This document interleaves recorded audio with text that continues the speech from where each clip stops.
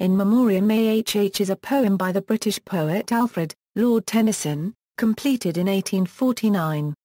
It is a requiem for the poet's beloved Cambridge friend Arthur Henry Hallam, who died suddenly of a cerebral haemorrhage in Vienna in 1833. Because it was written over a period of 17 years, its meditation on the search for hope after great loss touches upon many of the most important and deeply felt concerns of Victorian society. It contains some of Tennyson's most accomplished lyrical work, and is an unusually sustained exercise in lyric verse. It is widely considered to be one of the great poems of the 19th century. The original title of the poem was The Way of the Soul, and this might give an idea of how the poem is an account of all Tennyson's thoughts and emotions as he grieves over the death of a close friend. He views the cruelty of nature and mortality in light of materialist science and faith. Owing to its length and its arguable breadth of focus, the poem might not be thought an elegy or a dirge in the strictest formal sense. Form: the poem is not arranged exactly in the order in which it was written. The prologue, for example, is thought to have been one of the last things written. The earliest material is thought to be that which begins fair ship, that from the Italian shore saileth the placid ocean plains, and imagines the return of Hallam's body from Italy. Critics believe, however, that the poem as a whole is meant to be chronological in terms of the progression of Tennyson's grief.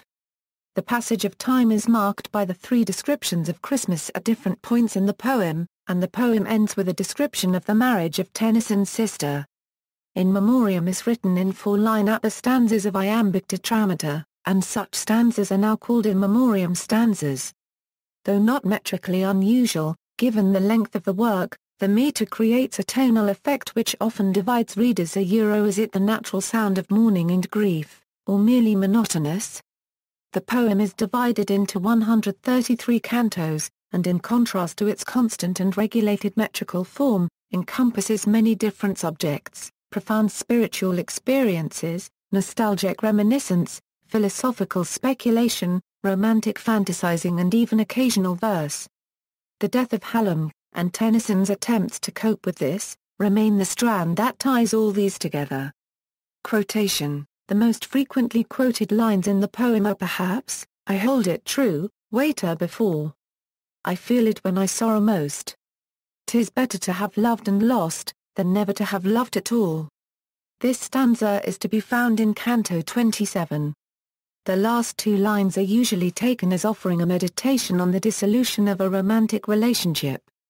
However, the lines originally referred to the death of the poet's beloved friend.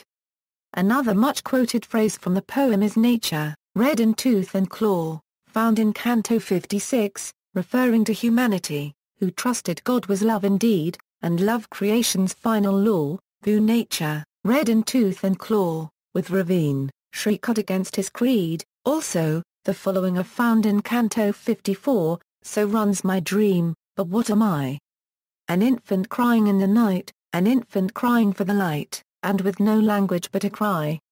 Nature, red in tooth and claw. In writing the poem, Tennyson was influenced by the ideas of evolution presented in Vestiges of the Natural History of Creation, which had been published in 1844, and had caused a storm of controversy about the theological implications of impersonal nature functioning without direct divine intervention.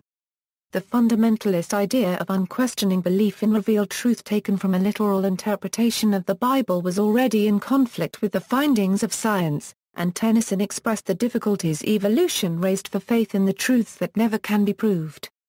Are God and nature then at strife, that nature lends such evil dreams? So careful of the type she seems, so careless of the single life.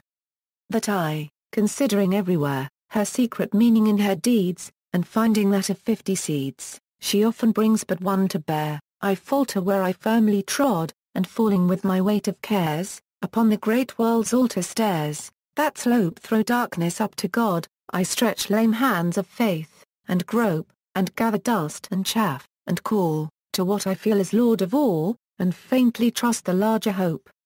This poem was published before Charles Darwin made his theory public in 1859.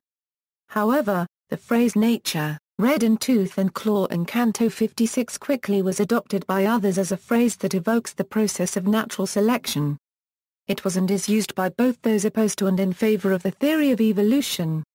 However, at the end of the poem, Tennyson emerges with his Christian faith reaffirmed, progressing from doubt and despair to faith and hope, a dominant theme also seen in his poem Ulysses. If ere when faith had fallen asleep, I hear a voice believe no more, and heard an ever-breaking shore, that tumbled in the godless deep. A warmth within the breast would melt, the freezing reasons cold apart, and like a man in wrath the heart, stood up and answered I have felt. No, like a child in doubt and fear, but that blind clamour made me wise. Then was I as a child that cries, but, crying knows his father near. Queen Victoria. And in Memoriam, the poem was a great favourite of Queen Victoria, who after the death of Prince Albert wrote that she was soothed and pleased by it.